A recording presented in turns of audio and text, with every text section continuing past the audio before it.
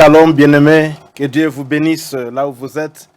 Nous nous retrouvons encore autour de la parole du Seigneur pour être bénis au fait. Que Dieu soit glorifié. Le thème de notre réflexion ou notre exposé, c'est Jésus l'adorable. Bien-aimés, nous tirons cette expression, cette pensée dans Apocalypse chapitre 5. Je voudrais lire au premier verset. À partir du premier verset, la Bible me dit: puis je vis dans la main droite de celui qui était assis sur le trône un livre écrit en dedans et en dehors, scellé de 7 sceaux.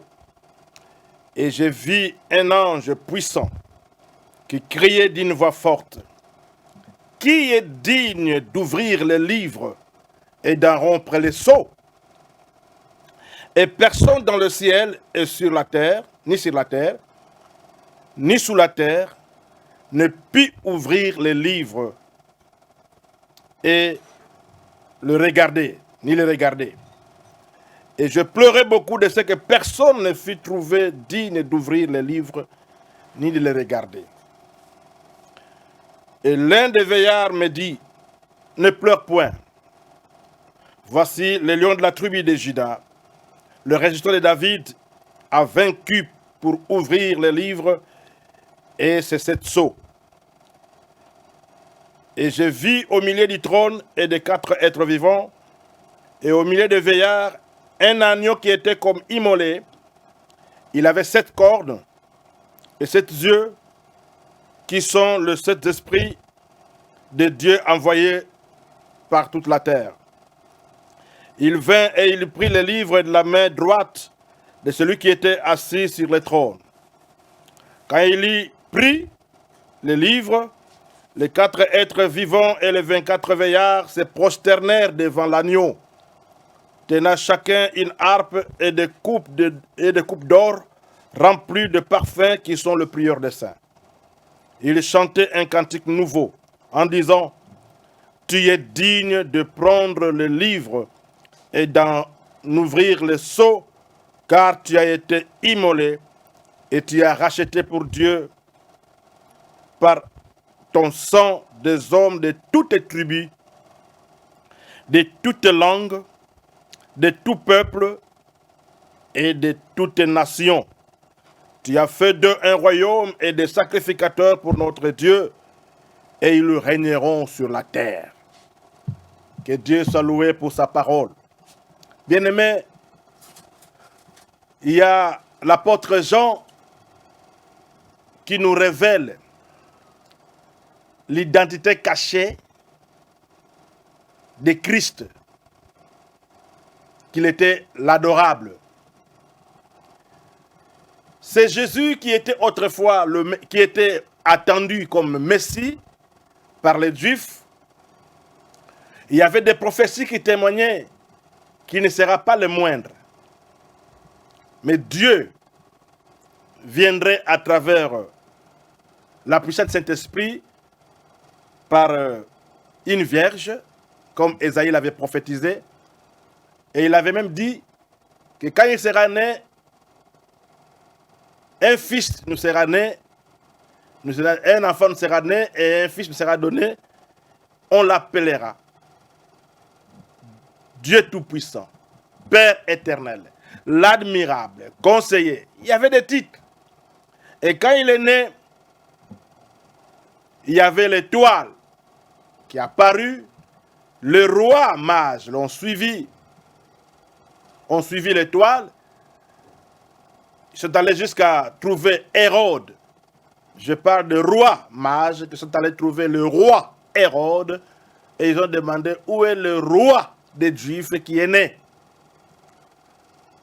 Le roi mage pose la question au roi Hérode: où est le roi des Juifs qui est né? Et ils sont allés à Bethléem. Ils ont trouvé l'enfant né. L'étoile s'est arrêtée à Bethléem. Ils ont trouvé l'enfant né. Et ils ont adoré l'enfant né. Un enfant. juste encore un bébé, mais qui reçoit de l'or, de la myrrhe et de l'essence. C'est-à-dire, le myrrhe qui était l'expression de l'immortalité, il se disait, tu es un Dieu qui ne meurt pas, qui vit éternellement. Et ils ont donné de l'or, signifiant qu'il a la divinité. Et ils ont donné de l'encens, qui signifiait qu'il est adorable. Et Jésus, il est mort, il est ressuscité. Les apôtres ont continué à travailler, à faire l'œuvre de Dieu. À la fin, je parle de la vie de Jean, qui va aller à Patmos. Et là, dans l'île de Patmos, il va avoir des révélations concernant les choses qui vont arriver à la suite du temps. Et au chapitre 5, comme là nous avons lu, il va voir un livre qui était écrit au-dedans et au-dehors. Et ce livre, certainement, il y avait des secrets de la vie. Et Jean, quand il a vu cela, cependant un livre scellé, un livre qu'on ne pouvait pas ouvrir.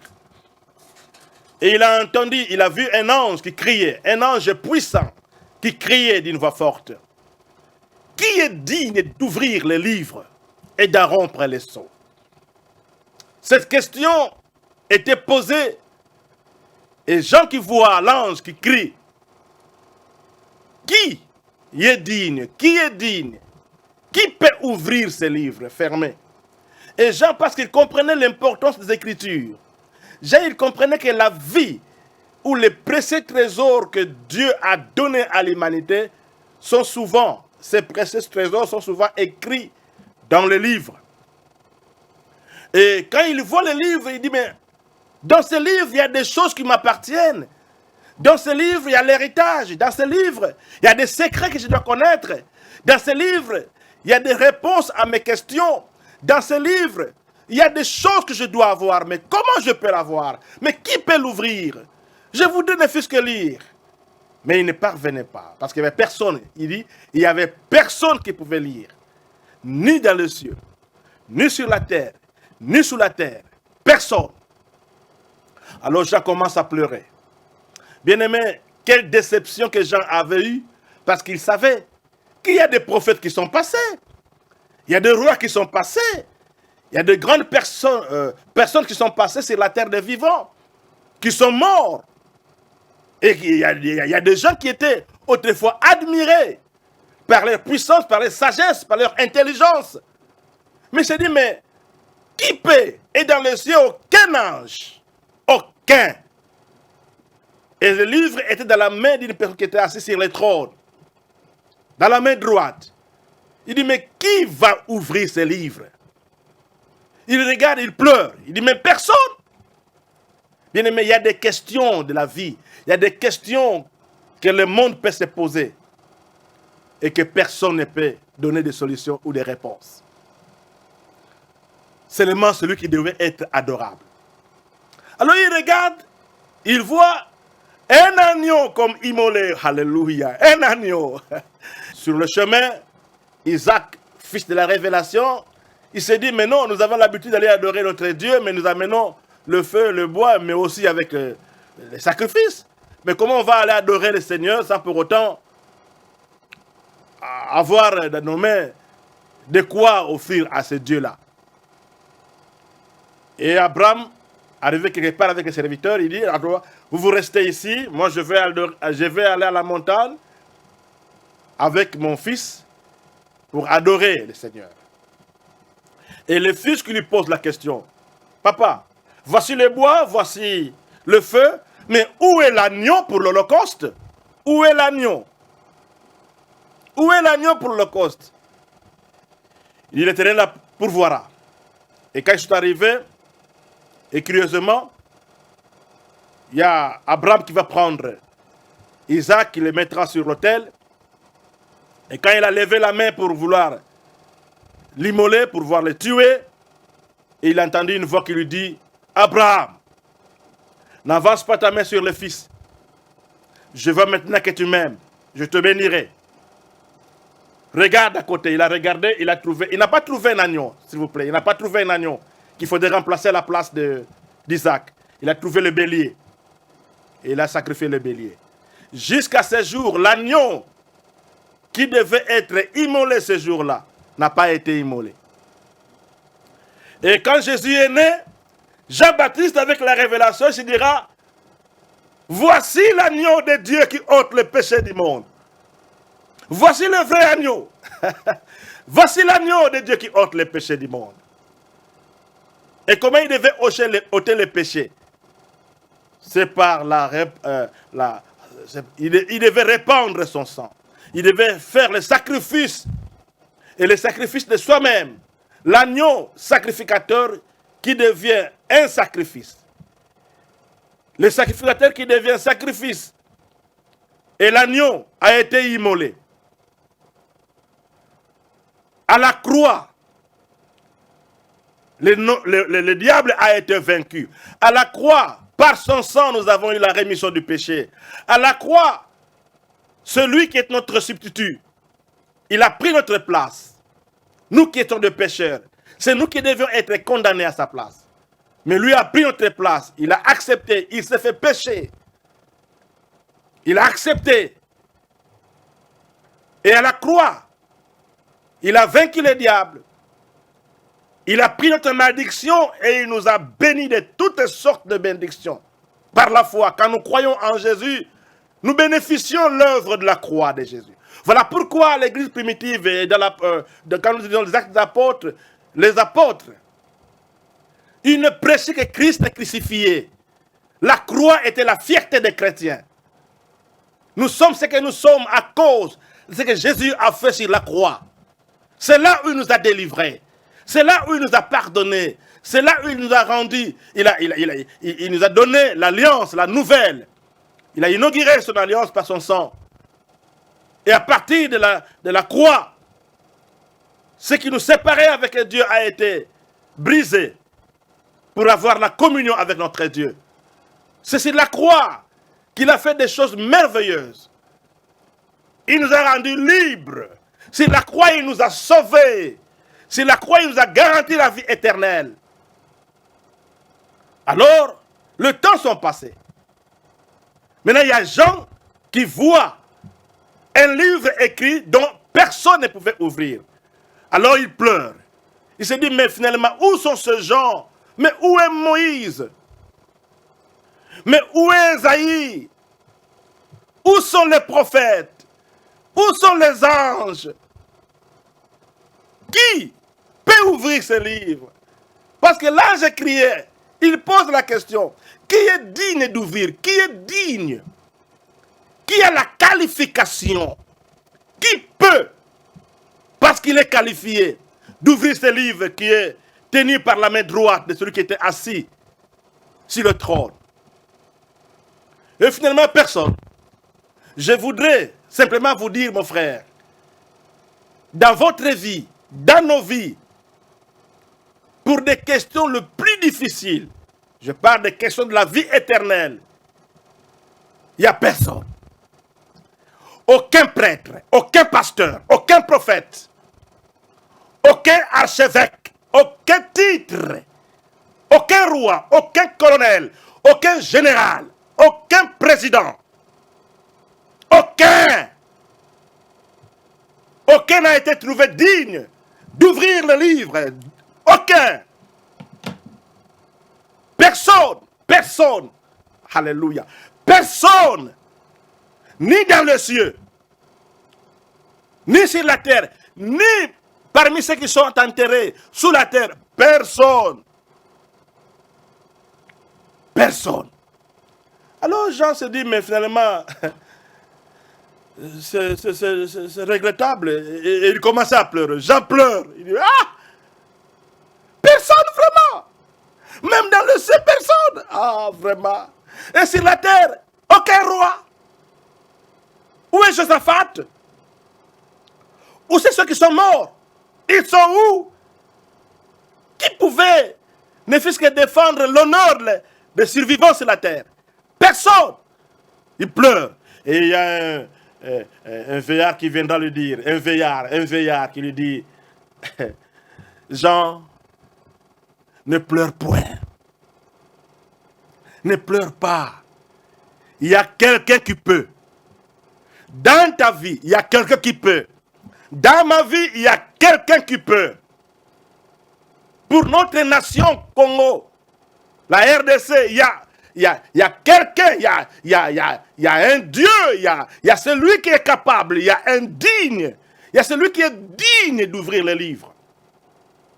Il ne pleure pas. Ne pleure plus. Pour ta situation, ne pleure pas.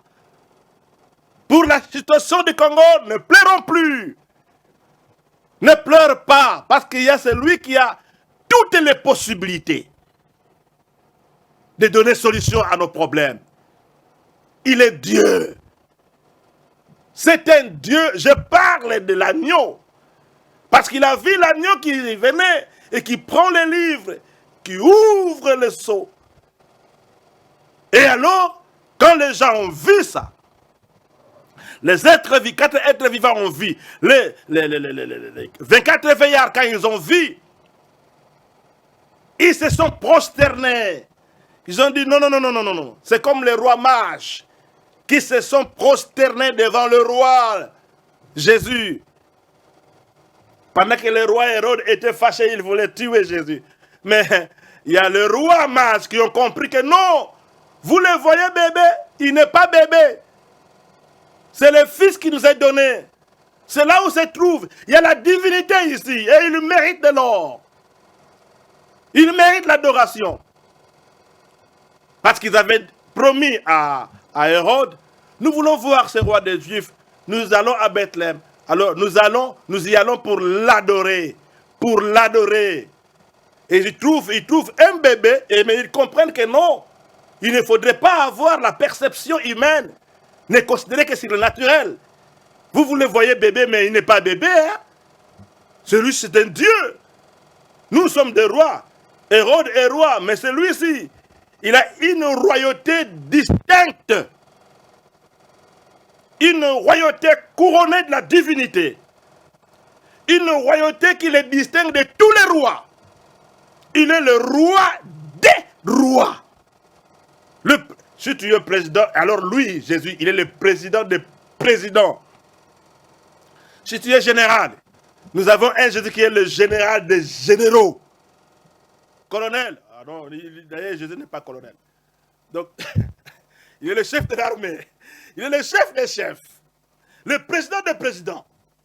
Le titre que vous recherchez. Vous voulez avoir les honneurs, le titre, mais il y a celui qui est au sommet. Son nom a été élevé au-dessus de tous les noms, afin que tous genoux fléchissent et que toute langue confesse que Jésus est le Seigneur, le roi des rois, digne d'adoration. Et c'est comme ça que Jean va trouver, dans ce contexte où nous avons lu dans l'Apocalypse chapitre 5, effectivement, nous avons trouvé qu'il y avait l'agneau, et cet agneau-là immolé, mais il a ouvert les livres. Et il commençait à adorer. Il dit, non, tu es digne de recevoir la louange, l'adoration. Tu es digne de recevoir l'honneur. Tu es digne de recevoir, digne de recevoir. Bien-aimés, je voudrais cette signifier aujourd'hui, Jésus est l'adorable. Nous l'adorons, car il a été immolé, car il a répondu à une question difficile de l'humanité, sauver l'homme du péché. Bien-aimés, il y a des gens qui sont morts. Tu peux mourir pour ta famille, hein, parce que tu ne veux pas que les gens entrent dans ta maison et tu te mets à la porte et tu dis non, non, non, non, vous n'allez pas entrer ici et on vous tue. Tu meurs pour la famille. Mais ça, c'est une mort politique, une mort sociale qui n'a rien à voir avec la divinité. N'allez pas embrouiller les gens qu'il y a quelqu'un qui est mort pour le noir. Non, non, non, non, non, non, non. Je parle de Jésus qui est mort pour l'humanité entière. Parce qu'ils ont vu toutes les langues, de toutes les tribus, de toutes les tribus, de toutes les langues, les gens qui étaient là, qui adoraient, ce n'étaient pas des gens qui ne pouvaient être que des Africains. Non, non, non, non, non, non. De toutes les nations. Nous avons un Jésus, non un Dieu, pardon, qui n'est pas simplement de l'Afrique. Nous avons un Dieu de toute l'humanité, du monde entier. Et c'est lui le créateur de cieux et de la terre, le créateur des choses visibles et invisibles. Les humains ne sont pas de Dieu. Pasteur, qui vous a dit que vous êtes de Dieu? À l'église, les gens viennent pour adorer celui qui est mort sur la croix pour leurs péchés. Les gens ne viennent pas à l'église pour vous, mon cher pasteur. Non. Ils ne viennent pas pour votre titre. Donnez-vous des titres pompeux. Le ciel s'en fiche.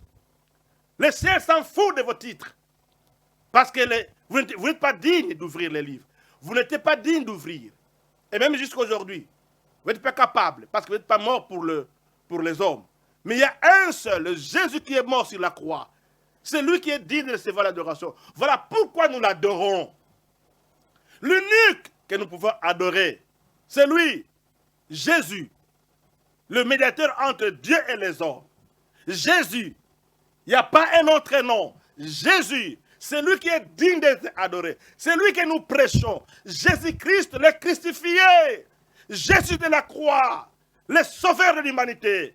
Jésus de la croix, qui nous donne le sens de la vie, qui nous donne la vie éternelle par la foi. Si vous croyez en ce Jésus, il va vous donner le pouvoir de devenir enfant de Dieu. Il vous donnera le pouvoir de devenir adorateur.